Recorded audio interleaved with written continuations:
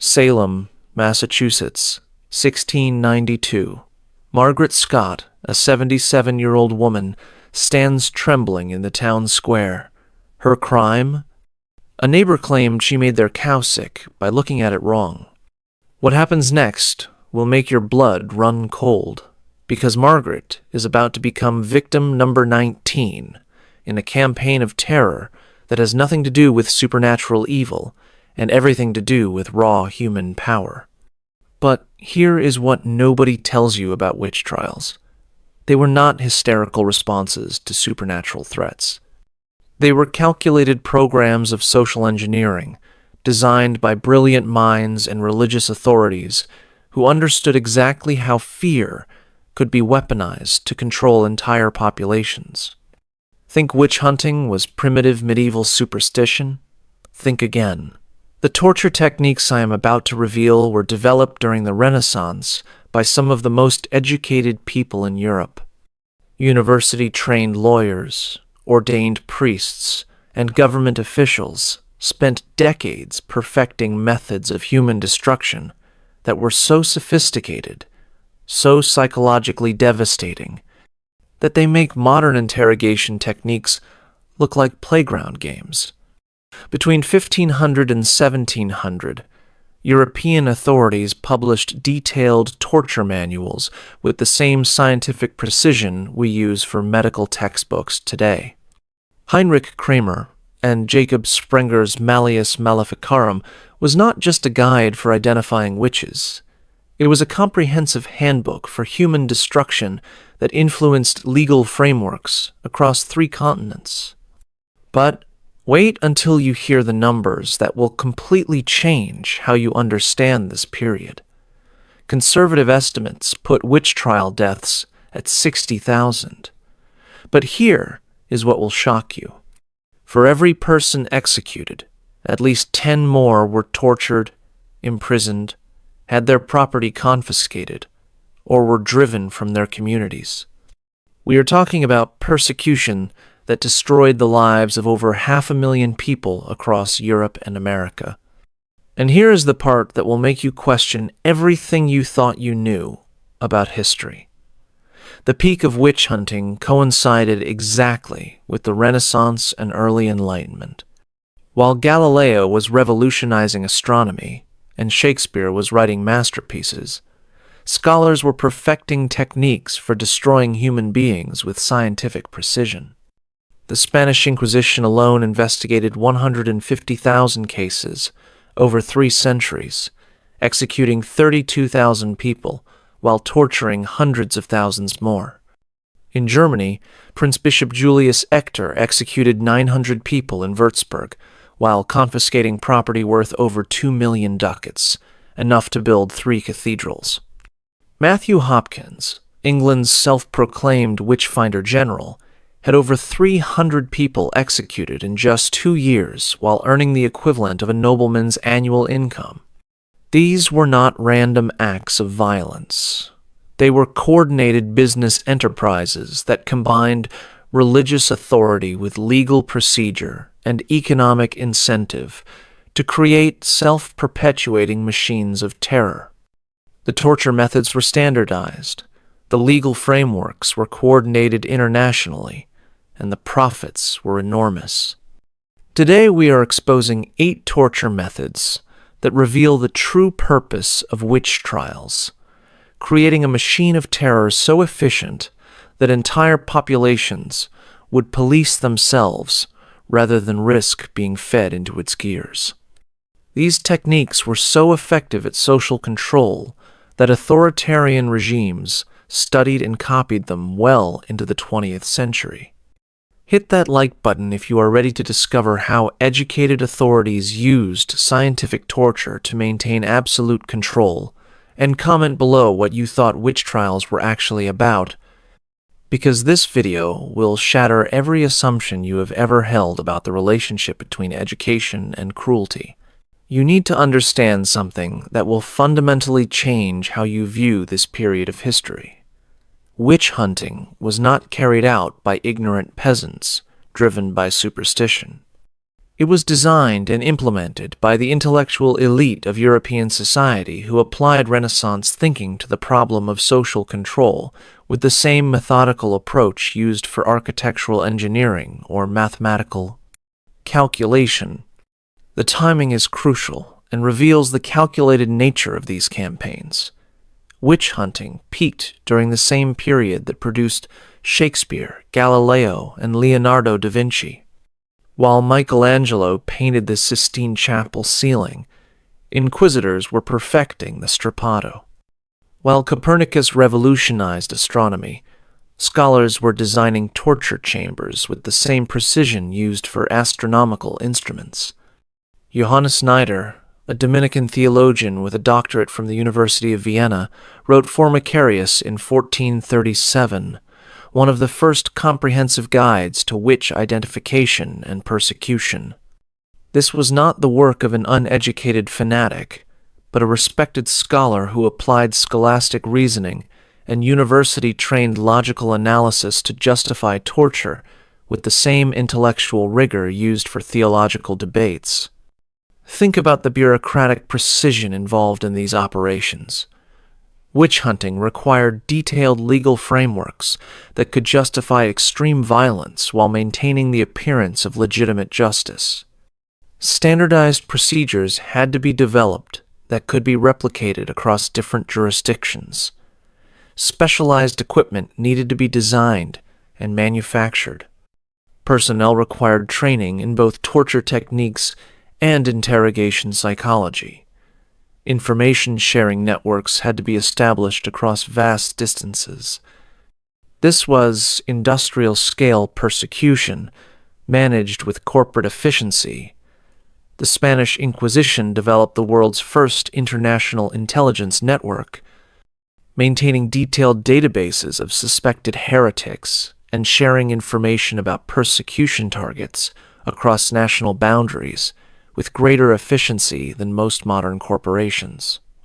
They tracked family connections, social networks, economic relationships, and political affiliations with the thoroughness of modern surveillance states. Now, let me show you exactly how this knowledge was applied to create 8 torture techniques that combined Renaissance engineering with psychological warfare to devastating effect. Anna Geldi was the last person executed for witchcraft in Europe, burned alive in Switzerland in 1782. But before her execution, she endured weeks of torture in a device that represented the pinnacle of Renaissance engineering applied to human suffering, the witch's chair. Picture yourself strapped naked to an iron chair covered with hundreds of sharp spikes, positioned with anatomical precision to maximize pain while avoiding immediately fatal injuries. This was not crude medieval barbarism, but sophisticated Renaissance technology designed by engineers who understood human anatomy better than most modern doctors. The witch's chair represented the marriage of medical knowledge with torture innovation. The spikes were positioned based on detailed anatomical studies to target nerve clusters while avoiding major blood vessels. The angle of the back was calculated using principles of geometry to create maximum stress on the spine. The height was designed using knowledge of human proportions to leave feet dangling, creating additional pressure on already stressed joints. Anna Geldi's interrogation followed standard protocols developed by scholars and documented in torture manuals that were distributed throughout Europe. Stage 1 involved strapping the victim to the chair while explaining the charges in detail, creating anticipatory terror. Stage 2 added gradual heating of the metal, using carefully controlled fires placed beneath the chair. Stage 3 included tightening of restraints to drive spikes deeper into flesh. Each stage was designed to offer escape through confession, while simultaneously making confession appear to be the only rational choice. Victims were repeatedly informed that their suffering was their own choice, that confession would end their pain immediately, and that continued denial proved demonic possession, requiring even more extreme measures. The psychological pressure was often more effective than physical pain. Interrogators understood that breaking human will require more than just inflicting agony. They needed to create circumstances where confession appeared to be not just relief from suffering, but logical necessity. The witch's chair achieved this by combining extreme physical pain with carefully scripted psychological manipulation. Father Friedrich Ferner, a Catholic priest and witch-hunting advocate in Bamberg, described the witch's chair in his theological writings as a divine instrument that revealed hidden truth through righteous suffering. His scholarly justification demonstrates how intellectual authorities provided religious legitimacy for torture techniques that violated every principle of Christian charity. The documentation requirements for witches' chair interrogations reveal the bureaucratic sophistication behind these procedures. Every session was recorded by trained scribes who noted the duration of torture, specific techniques used, confessions extracted, and names of accomplices identified. These records were maintained in detailed archives and shared with other persecution authorities across Europe. Prince Bishop Julius Ector of Würzburg used witches' chair interrogations to extract confessions that implicated members of the nobility, clergy, and merchant classes.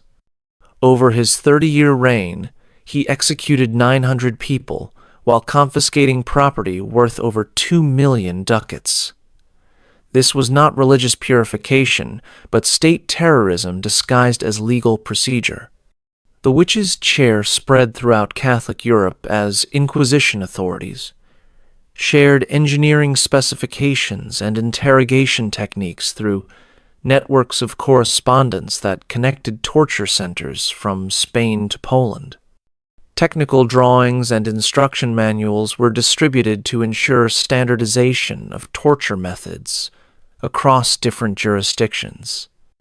Archaeological evidence from German castles reveals sophisticated torture chambers designed specifically for witches' chair operations. These facilities included drainage systems for blood and bodily fluids, ventilation systems to prevent suffocation, and specialized equipment storage areas. These were not improvised dungeons, but purpose-built facilities designed for efficient human processing. Anna Goldi's case demonstrates how witches' chair torture continued to be used, even as Enlightenment philosophy was challenging traditional authority throughout Europe. Her execution occurred the same year that Wolfgang Amadeus Mozart premiered his opera The Abduction from the Seraglio, highlighting the contradiction between Renaissance cultural achievement and Renaissance cruelty. But the witch's chair was only the beginning of a systematic approach to human destruction that would make even hardened interrogation experts today physically sick. Matthew Hopkins made himself rich by perfecting murder, disguised as divine judgment. Between 1645 and 1647, this self-proclaimed witch-finder general executed over 300 people using swimming tests that guaranteed death while maintaining the fiction of supernatural investigation. The swimming test represented the ultimate perversion of justice through impossible logic. If accused witches floated, they were guilty of supernatural evil and would be executed. If they sank, they were innocent but would drown before rescue could arrive. Either outcome eliminated unwanted individuals while providing authorities with divine sanction for judicial murder. Hopkins operated during the English Civil War, when traditional authority structures were collapsing and communities were desperate for scapegoats to explain economic hardship and social upheaval. He understood that fear could be monetized through application of pseudo-religious procedures that appeared to provide supernatural confirmation of predetermined conclusions. Take the case of Elizabeth Clark, a one-legged widow from Manningtree who became Hopkins's first victim and proof of concept for his business model. Clark was accused of witchcraft by neighbors who claimed she kept familiars in the form of small animals. Hopkins conducted her swimming test in the town pond while hundreds of witnesses gathered to observe what they believed was divine judgment. The binding techniques used in swimming tests were specifically engineered to ensure drowning, while maintaining plausible deniability about intent to kill. The thumb-to-toe binding method made swimming impossible for even the strongest individuals, while the additional weight of waterlogged clothing guaranteed rapid sinking for those who were not supernaturally buoyant. Hopkins chose test locations strategically to create maximum psychological impact on witness populations. Town ponds, mill races, and river crossings were selected not just for their accessibility, but for their visibility to entire communities. These were public venues where maximum numbers of people could observe proceedings and carry traumatic memories that would influence behavior for decades. The economic structure of Hopkins's operation reveals how witch hunting became a profitable enterprise that incentivized continued persecution. He charged communities substantial fees for his services, collected additional payments for each witch identified, and received percentages of confiscated property from executed victims. His use of swimming tests generated enough income to support a staff of assistants and maintain operations across multiple counties. Hopkins' manual, The Discovery of Witches, published in 1647, provided technical specifications for conducting swimming tests that would confirm guilt while maintaining appearance of divine investigation. His documentation of procedures reveals careful planning behind tests that were designed to eliminate suspects regardless of their actual ability to float or sink. Reginald Scott, author of The Discovery of Witchcraft, published in 1584, had already provided detailed criticism of swimming tests based on rational analysis of their procedures. His work demonstrated that contemporary observers understood the cruelty behind tests that were presented as divine judgment, but such rational voices were overwhelmed by economic and psychological incentives for continued persecution. Hopkins' campaign generated enormous profits through multiple revenue streams that created economic incentives for expanded persecution. Property confiscation from executed witches funded further investigations. Communities paid substantial fees for witch-finding services. Individual accusations generated additional charges for testing and execution services. John Stern, Hopkins's partner and co-author of persecution manuals, documented swimming test procedures in his work, A Confirmation and Discovery of Witchcraft. His technical descriptions reveal planning behind tests that were designed to confirm guilt regardless of physical evidence, while maintaining appearance of supernatural investigation. Hopkins's methods were studied and copied by witch-hunting authorities throughout Protestant Europe and colonial America, spreading techniques for judicial murder disguised as divine judgment across the Atlantic world. His business model demonstrated how persecution could become economically self-sustaining through careful exploitation of community fears and legal frameworks. But even drowning was considered merciful compared to what happened when authorities wanted to create public spectacles that would terrorize entire populations into submission. On May 19, 1545, the city of Geneva burned 34 people alive in a single day during what became known as the Great Purification. These were not crude executions, but elaborate theatrical productions that combined religious pageantry with state terrorism to create public spectacles designed to traumatize witness populations into absolute compliance. The technical engineering behind these mass burnings reveals sophisticated understanding of combustion dynamics and crowd psychology applied to state terrorism. Execution grounds were designed by architects using principles of amphitheater construction to ensure maximum visibility for audiences that often exceeded 10,000 spectators. Jean Calvin himself supervised the development of burning procedures that were explicitly designed to maximize both victim suffering and psychological impact on witnesses. Pyre construction followed detailed specifications that used layered combustion techniques to create slow-burning fires that would torture victims for extended periods while creating spectacular visual effects. The pyres were engineered masterpieces of controlled combustion. Green wood was carefully layered with dry kindling to create fires that would burn slowly enough to keep victims conscious for up to an hour, while flames gradually consumed their bodies. Some pyres included hollow chambers designed to collapse at specific points, dropping victims into beds of coals where they would be slowly roasted alive. Contemporary accounts describe the preparation required for these mass executions.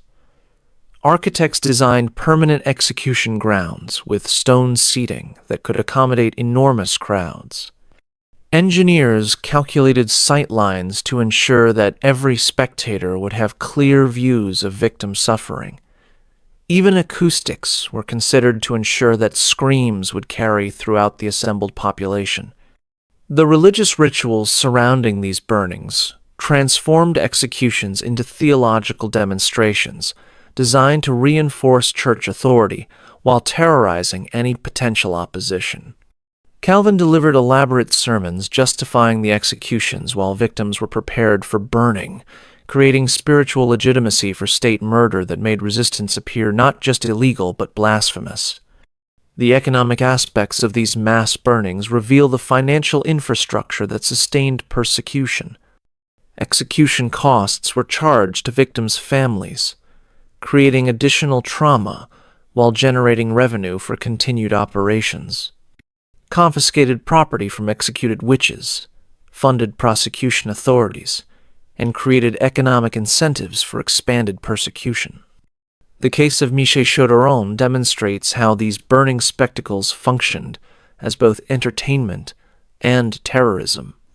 Chauderon, accused of causing a plague outbreak through witchcraft, was tortured for weeks before her execution to extract confessions that implicated dozens of other community members. Her burning became a public festival that drew spectators from across the region.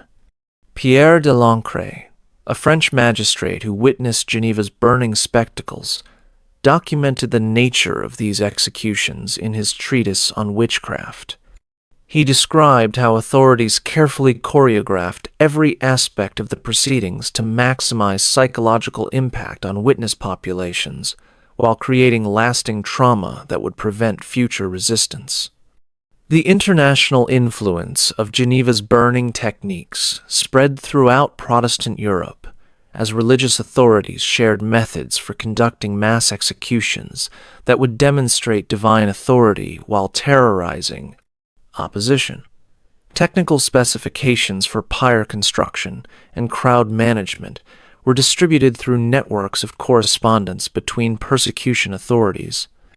Michel de Montaigne, the French philosopher, observed similar burning spectacles and documented the cruelty behind executions that were justified through religious authority.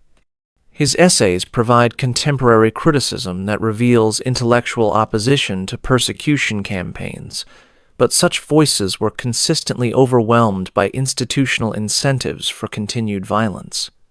Theodore Beza, Calvin's successor in Geneva, continued and expanded the burning programs, while developing theological justifications that made murder appear to be divine mandate. His scholarly writings demonstrate how intellectual authorities provided religious legitimacy for state terrorism that violated fundamental principles of Christian charity. But even the spectacular terror of public burning was considered insufficient for maintaining social control. Authorities needed more subtle methods that could destroy individual identity while creating ongoing reminders of state power. Agnes Sampson, a respected midwife and healer from Haddington, Scotland, made the fatal mistake of treating patients using traditional herbal remedies during the North Berwick witch trials of 1590 to 1592. Her punishment revealed how authorities used iron masks to destroy not just individual voices, but entire networks of female knowledge and authority. The scold's bridle that silenced Agnes Sampson was a precision instrument of social control, designed to destroy both physical ability to speak and social identity within community structures. The iron framework enclosed her entire head, while a spiked plate pressed against her tongue, making any attempt at speech result in severe injury to mouth tissues. This device represented the intersection of metallurgical craftsmanship with psychological warfare against female authority. The positioning of spikes was calculated to cause maximum pain while preventing communication, effectively transforming articulate women into silent spectacles for public entertainment and intimidation. Agnes Sampson's case demonstrates how scolds' bridles functioned as weapons against networks of traditional knowledge that competed with church authority. As a midwife, Sampson possessed medical knowledge that threatened clerical control over life and death decisions.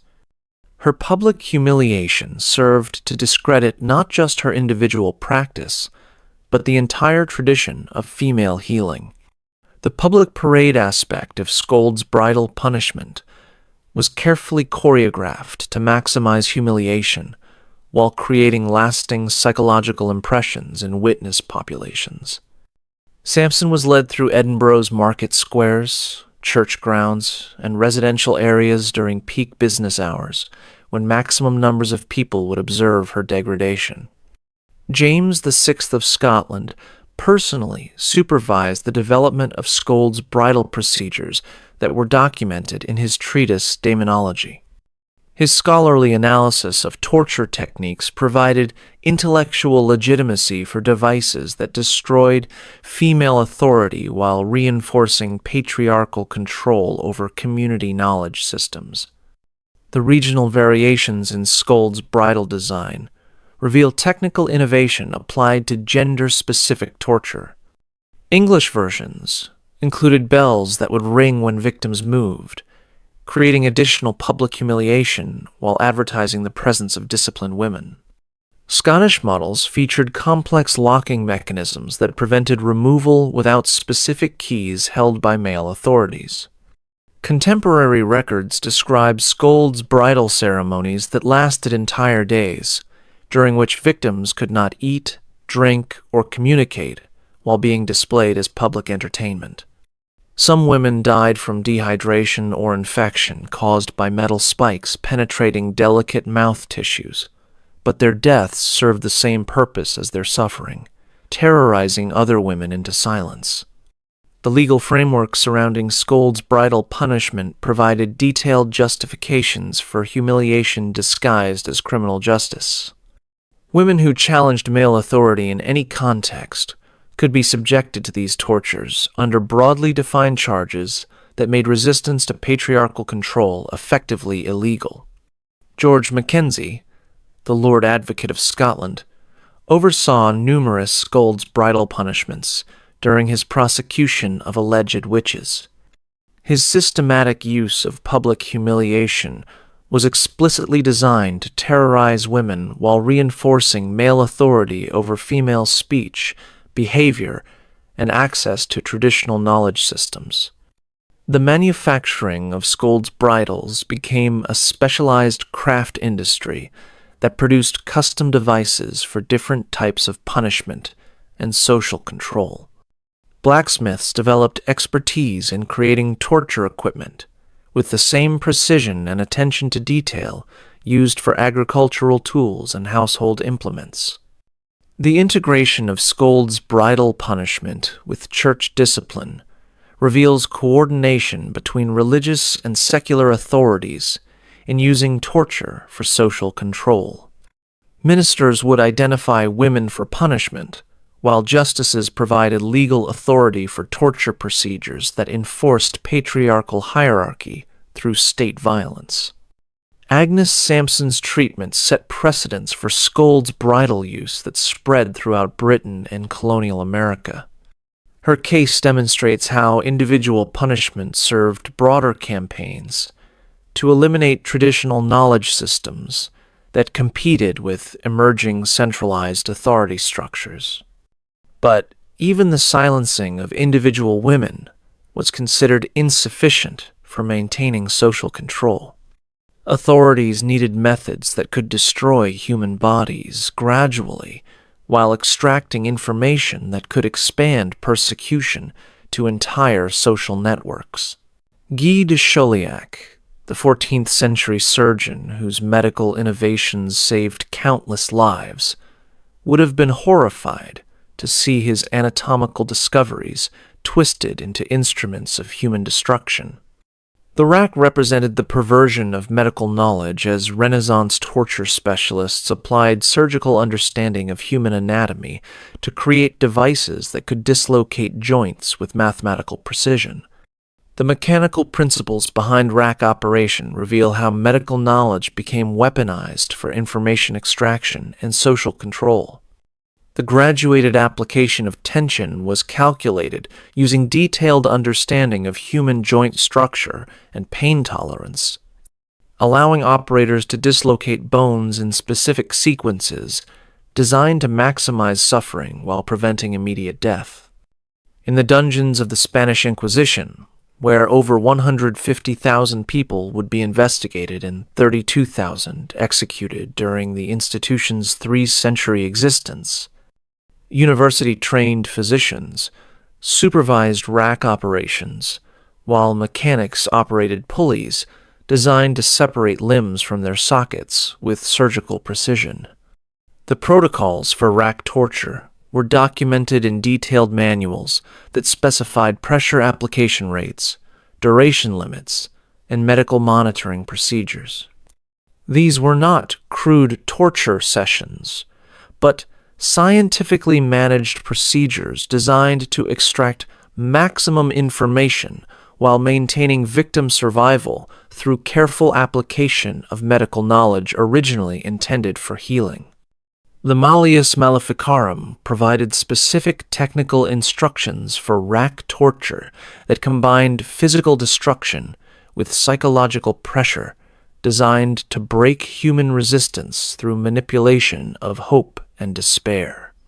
The manual treated torture as applied medicine requiring careful technique to achieve desired results without causing premature death. The medical supervision of rack torture reveals unprecedented coordination between church authorities and trained physicians who ensured victims remained conscious throughout procedures, while preventing fatal injuries that would end. Confession, extraction. This represented application of healing knowledge to torture enhancement that violated every principle of medical ethics. Take the case of Galileo Galilei, who faced the threat of rack torture during his Inquisition trial in 1633. Although ultimately spared the physical ordeal, Galileo was forced to observe rack operations and listen to detailed descriptions of the procedures he would endure if he refused to recant his scientific conclusions about heliocentrism. The psychological impact of witnessing rack torture was deliberately calculated to break resistance without requiring actual physical destruction. Galileo's capitulation demonstrates how the mere threat of anatomical destruction could force even the most brilliant minds to abandon scientific truth in favor of institutional authority. Contemporary records describe rack torture sessions that lasted multiple days with carefully managed periods of recovery that allowed victims to heal enough to survive additional sessions while maintaining psychological pressure to confess.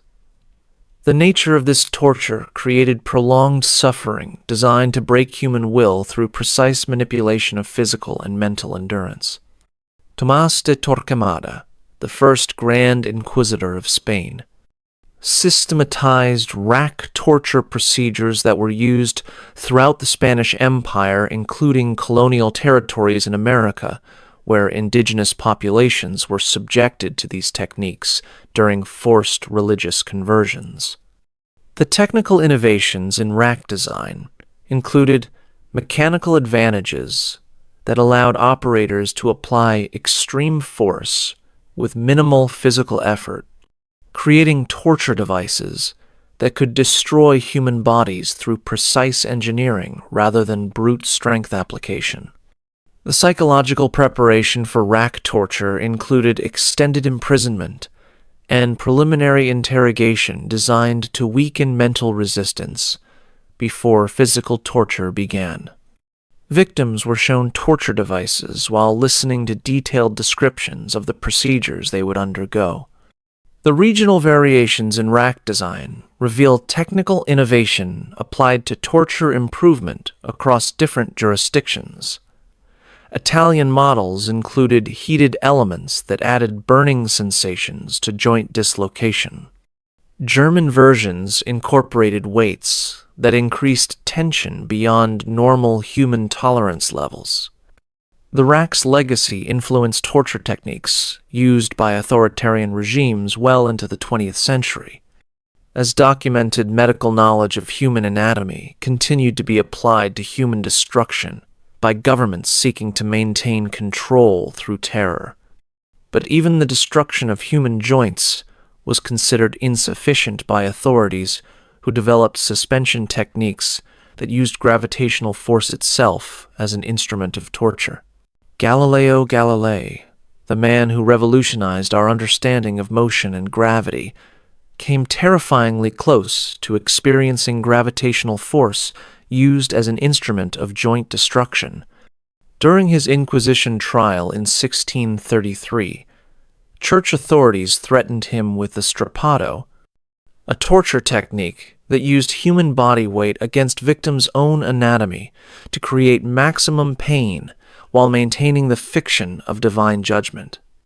The strappado represented the application of Renaissance physics to human destruction. The positioning of ropes and pulleys was calculated using principles of mechanical engineering to create maximum stress on specific joint structures, while preventing immediate death that would end interrogation sessions. Picture the terror Galileo must have felt as Inquisition authorities described in precise detail how the strappado would dislocate his shoulders using the same gravitational principles he had spent his life studying. The irony was not lost on him. The force that held planets in their orbits would be used to tear his body apart joint by joint.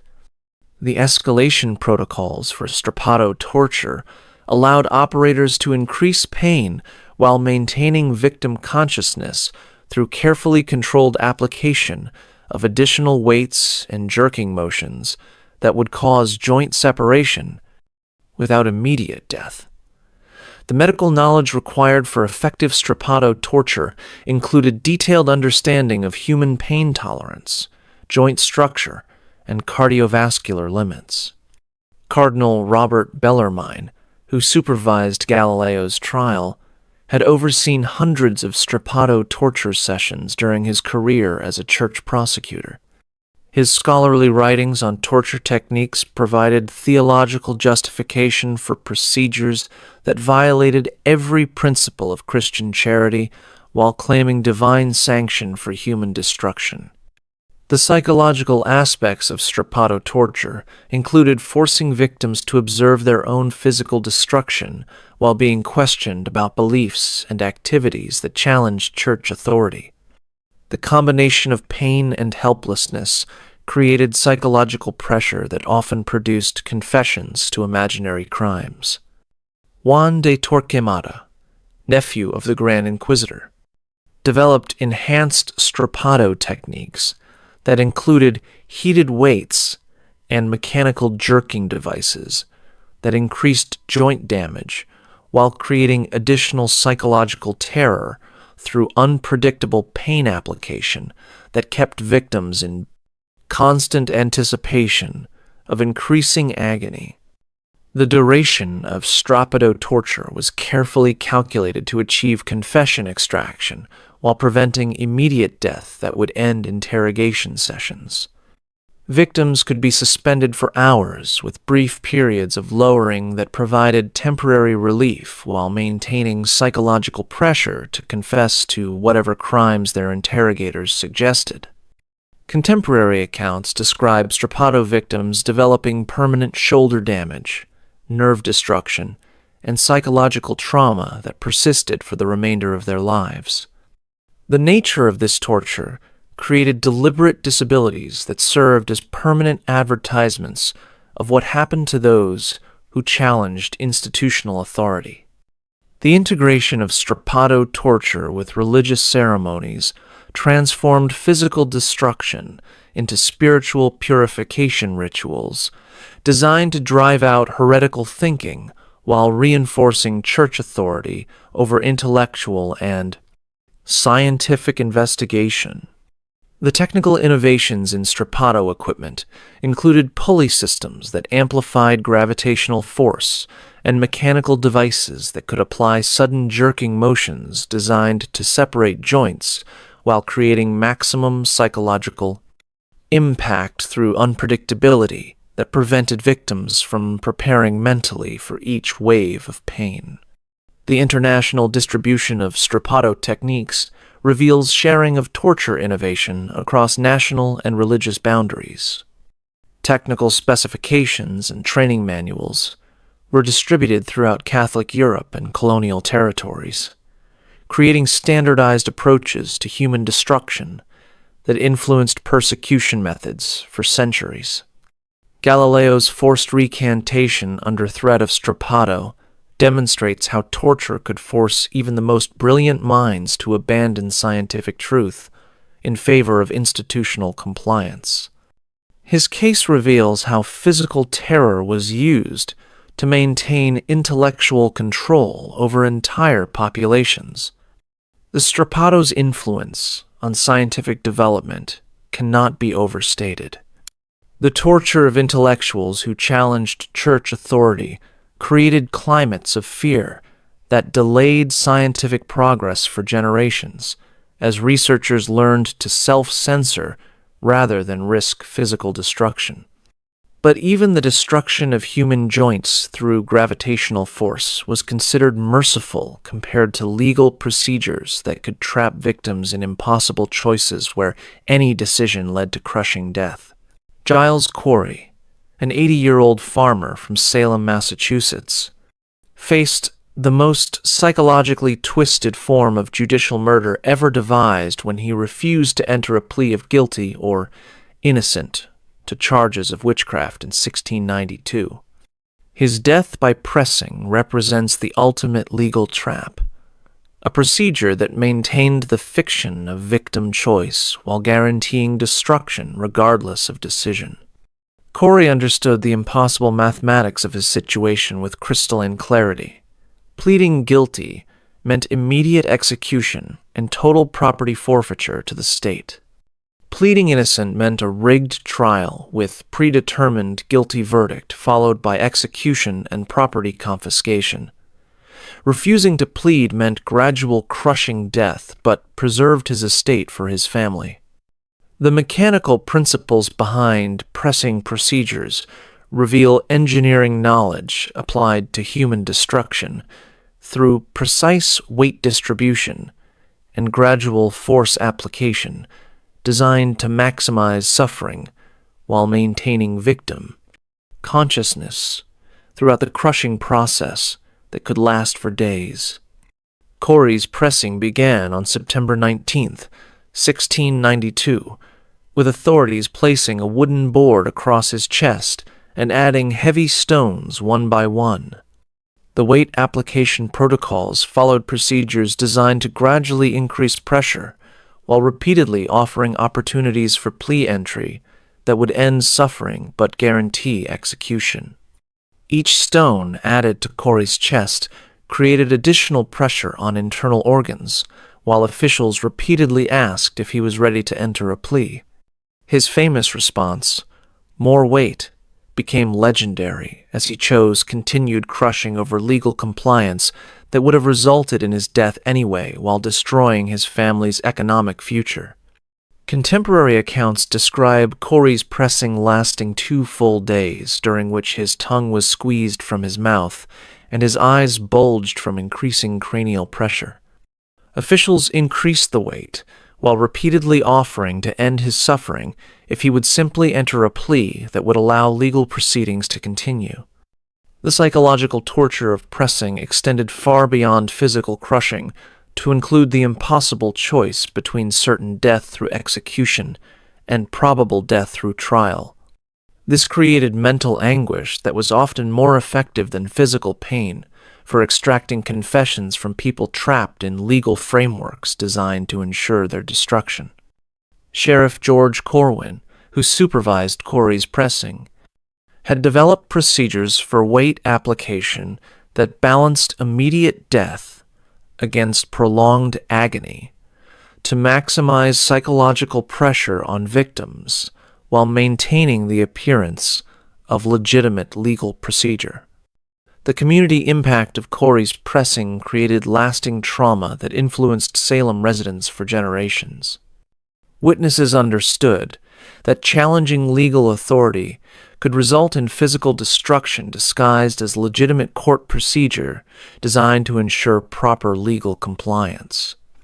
The pressing apparatus used for Corey's execution was specially constructed using engineering principles that ensured bone crushing while maintaining victim survival long enough to extract pleas or provide public demonstrations of legal authority over life and death. Martha Corey, Giles's wife, had been executed for witchcraft just days before his pressing began.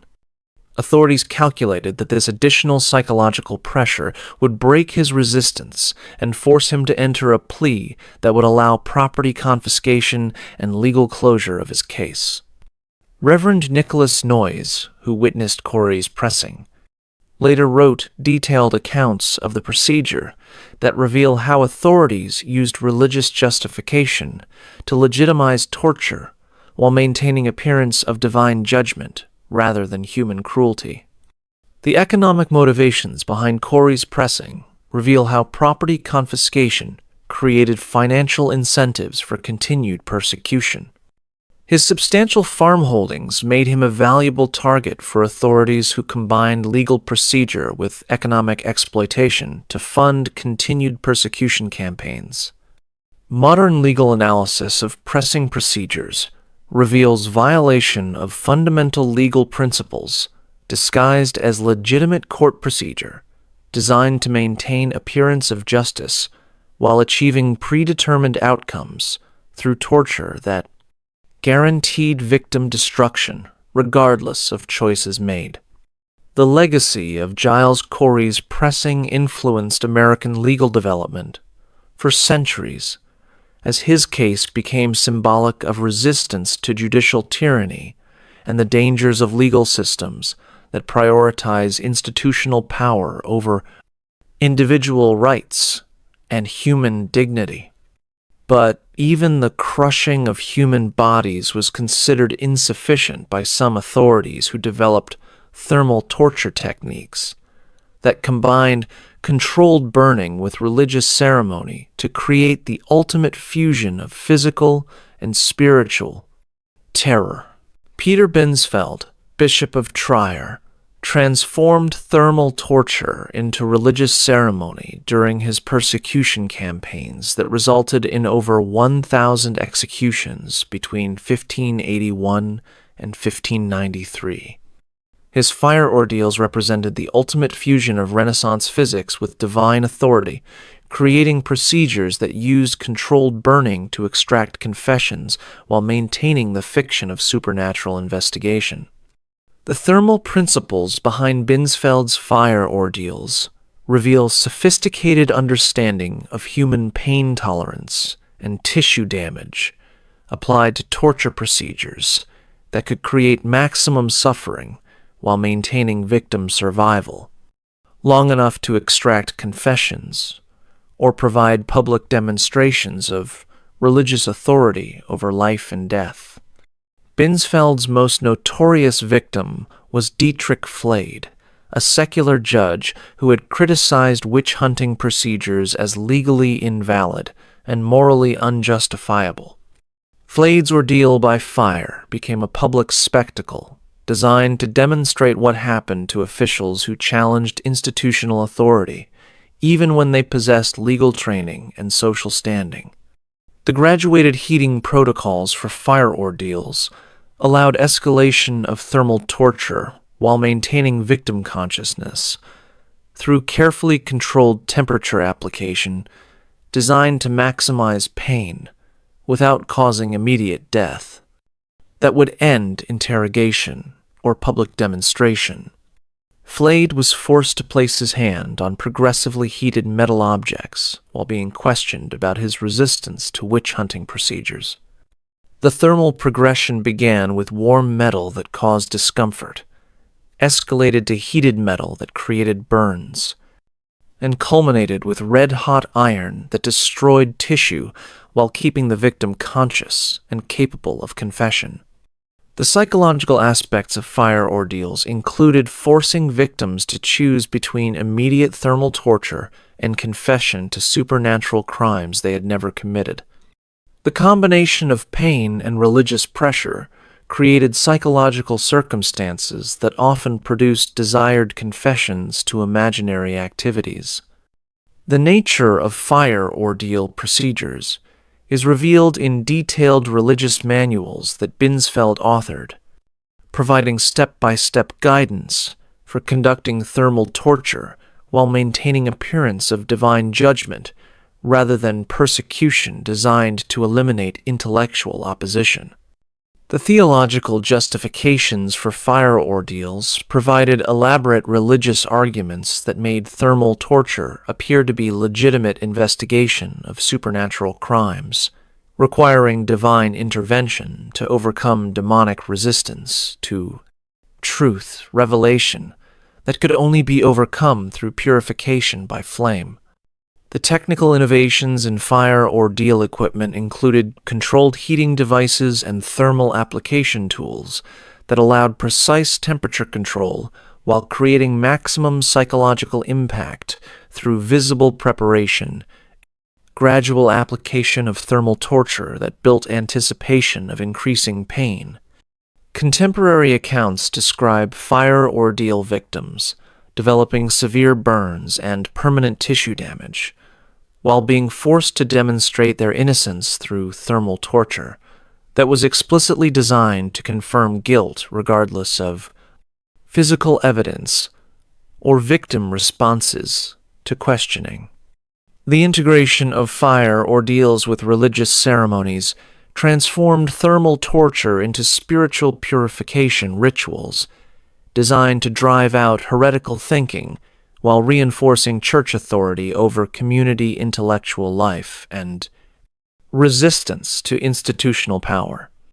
Binsfeld's persecution campaigns targeted intellectuals, legal officials, and clergy members who had expressed doubts about witch-hunting procedures. His use of fire ordeals was explicitly designed to terrorize educated populations who might challenge institutional authority through rational analysis of persecution methods.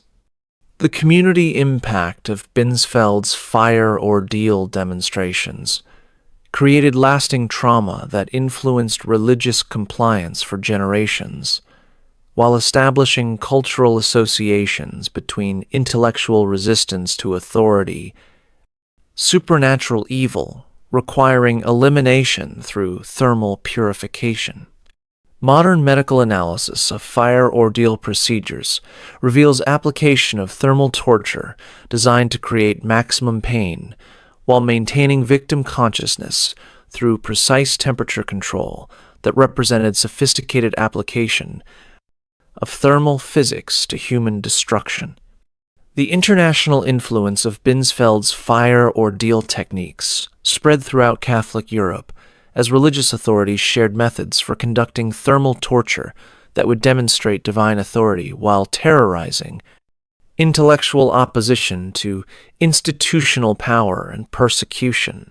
These 8 torture methods reveal the most disturbing paradox of human civilization. The same intellectual revolution that gave us Renaissance art, scientific discovery, and philosophical advancement also produced the most sophisticated methods of human destruction in history. While Michelangelo carved David and painted the Sistine Chapel, inquisitors were perfecting devices that could destroy human bodies with surgical precision. While Galileo revolutionized astronomy and Newton unlocked the laws of physics, legal scholars were applying scientific methods to psychological warfare and social control. The witch hunting period demonstrates how education and refinement do not automatically produce moral progress. The most brutal persecution campaigns were designed and implemented by university-trained lawyers, ordained priests, and government officials who applied their learning to create institutional frameworks for human destruction. The economic dimensions of witch persecution reveal how cruelty became profitable enterprise that created self-perpetuating cycles of violence. Property confiscation from accused witches funded prosecution authorities while generating personal wealth for officials who operated torture systems. This created economic incentives for continued persecution that sustained terror campaigns across multiple generations. The psychological impact of witch persecution extended far beyond immediate victims to create cultures of fear that influenced European and American societies for centuries. Children grew up understanding that challenging established authority could result in torture and execution disguised as legitimate legal procedure. The international coordination of torture techniques demonstrates sharing of persecution methods across national boundaries that created standardized approaches to population control through terror. These techniques were so effective that authoritarian regimes continued to study and adapt them well into the 20th century. The legal precedents established during witch persecution created frameworks for torture that influenced criminal justice systems for centuries, while providing intellectual justification for extreme violence against designated enemies of established authority. Understanding these torture techniques provides crucial insight into how educated authorities can use cruelty to maintain power, while convincing themselves and their societies that extreme violence serves legitimate purposes, requiring continued application against designated threats to social order. The witch hunting period serves as a permanent warning about the dangers of unchecked authority combined with intellectual sophistication. It demonstrates that the capacity for cruelty exists within all human societies, including those claiming the highest moral, religious, and intellectual authority. If this exploration of witch persecution torture has revealed the nature of historical terror campaigns designed to maintain social control through fear, make sure to subscribe for more content that uncovers the brutal realities behind sanitized historical narratives. Comment below letting me know which of these 8 torture methods you found most disturbing and what other historical terror campaigns you would like explored. Because understanding how persecution operates remains essential for recognizing and preventing similar patterns in contemporary societies. These historical examples demonstrate that constant vigilance remains necessary to prevent the resurrection of persecution machinery disguised as legitimate social protection, because the intellectual tools for creating terror are always available to authorities willing to abandon human dignity in pursuit of absolute control.